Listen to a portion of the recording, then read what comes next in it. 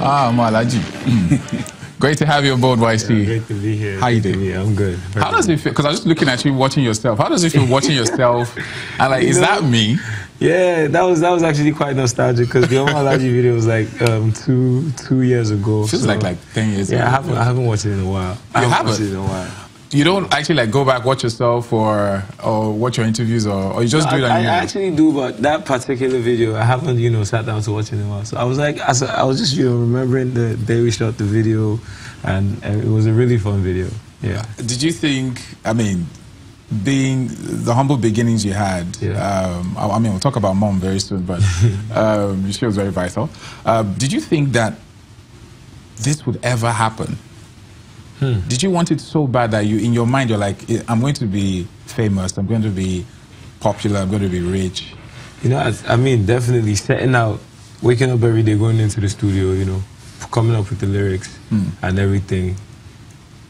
Unconsciously or consciously, I was telling myself, this is eventually going to pay off, because I remember back then, I started making music off of my love for Lil Wayne and, that hip-hop lifestyle and everything. So I felt I'm gonna be like this guy, eventually, one way or the other. And look at me now, tattoos, dreadlocks. You didn't have the tattoos and the dreadlocks then?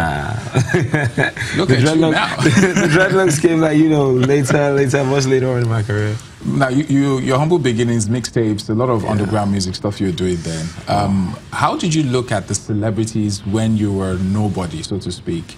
And now that you're in the spotlight, do you still blame them for things they do? Is it a different world? Well, it's a very different world. I think there's two sides to it. Looking from the outside and being on the inside. Because I remember back then, if you see a celebrity and you try to get a picture and it's quite hard or dismissive. Yeah, exactly. I used to try to understand it, but you can't really understand it unless when you're in that position. So there are times where I might be having a day that's not so good. Or I just feel like I'm off, maybe my vibe is off and somebody asks me for a picture.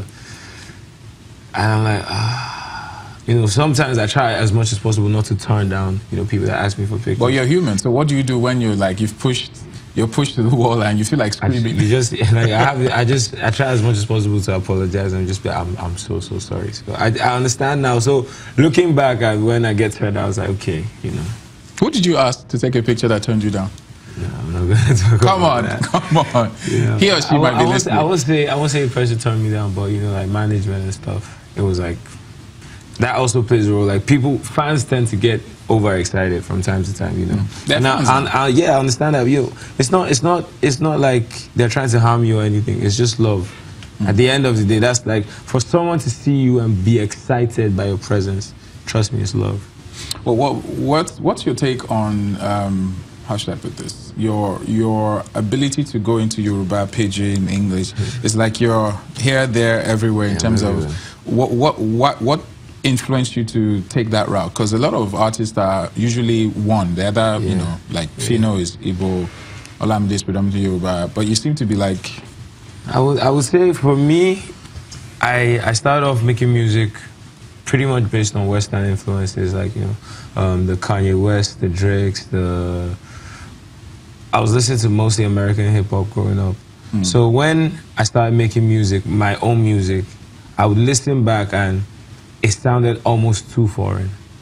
Like, I remember a single I put out in 2015 and people were asking if I was from New York or if I just got back or any of that stuff. So I was like, whoa, maybe I've gone too far out. So my own way to balance my style, because my style is pretty much just English rap and everything. So the way I had to balance it and make it a lot more relatable and marketable to, the locality. Because I had to, the Pidgin and the Yoruba goes more than just being music for like the person on the street to understand what I'm saying. Yeah, I think on the international level, if you're coming on the international scene and, what do you have to offer them?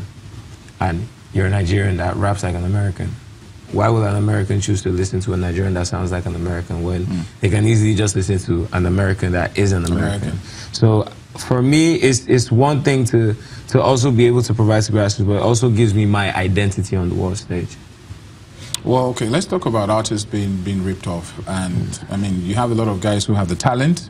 When it comes to issue of contract signing, all those stuff, they're not so knowledgeable. So at the beginning, they're basically all about the creativity and the journey. True. You've had some experience in this regard with contract, with record labels being exploited. Why do you think this keeps happening? You know, people come in, they're humble. Down the line, they break off from their company. It's ugly. Yeah. What do you think is responsible for that? I feel. First of all, conversation plays a major role. Conversation and understanding. It's quite understandable when you're quite unknown. Like, imagine a street kid that all he knows how to do is make music. And some way, somehow, his music has gotten to the ears of this big label executive and he's offered a contract. This street kid is like, wow, okay, they're telling you they're going to give you a house, you know, car, studio. You don't have to worry about going to the studio anymore. You know, all you have to do is like they've made certain things easy for you. So that excitement, sometimes it's excitement. You're like, wow, man, this is actually finally this is what I've been looking for. You know, finding how to go to the studio and all this, and immediately, you know, you just sign whatever. But I feel like, first of all, my advice to young artists, you know, signing first contract. Your first contract shouldn't be a lengthy contract, you know.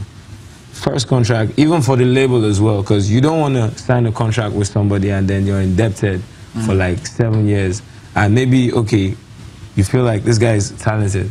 You know, you give him a contract and you give him a 7-year contract, and those 4 years, there's no income, there's no returns, you're running at a loss. It works both ways. Yeah. So for the young artists, don't sign a lengthy contract. Sign something that maybe 1-2 years, so you know where you stand. You know, okay, 2 years ago, where was I? Where am I right now? You know, how do I move forward? What's the? Am I bigger now? Okay, you talk to the label, try and have a review of the contract, because I think the problem most people don't understand is, it's not necessarily every time that you have to break away. Okay, I'm a big artist and I have to break away. No, you sit down with your management, you sit down with your team and try and negotiate better terms. Like, I understand that you guys picked me up when I was like so, but I feel like we've been able to make this level of growth, and I feel like, you know, I've brought stuff to the table as well. So you're also bringing stuff. So let's try and, you know, negotiate a deal that's favorable to both sides. I mean, YCEE, let's be real. You've been in this how long now?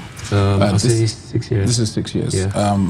If you were beside you, right, before you signed the dotted line, a lot of things were promised. True. Right? True.